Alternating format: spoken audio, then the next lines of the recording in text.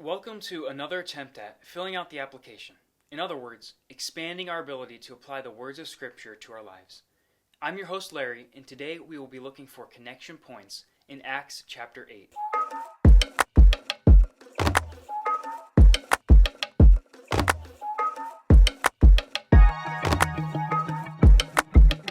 After the death of Stephen in Acts chapter 7, Jerusalem became a hostile environment for the early church.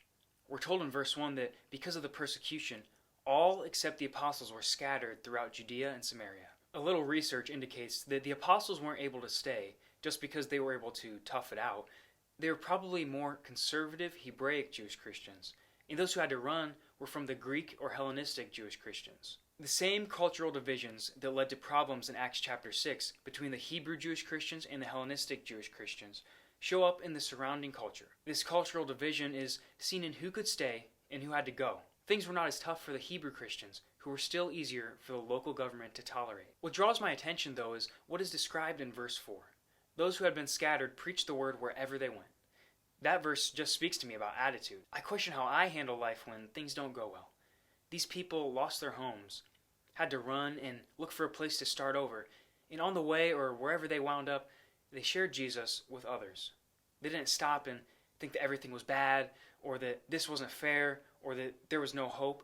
They just moved forward and shared Jesus wherever life took them. I envy their ability to continually see the gospel message as the highest priority in their lives. I also envy their perspective.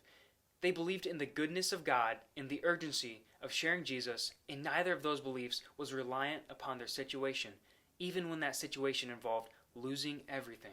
They were able to understand that even their struggles were opportunities for their Lord to work. In the Great Commission at the end of Matthew's Gospel, we are used to the translation, "Go and make disciples."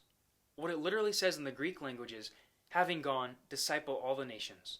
That literal translation seems to fit the experience of these scattered believers well. They didn't choose to go, but they had to go, as Saul was dragging men and women who stayed into prison.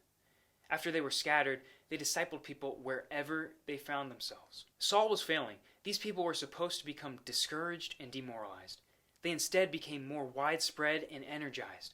May we remember that our struggles are not indicators that God is not with us or that His promises are not true.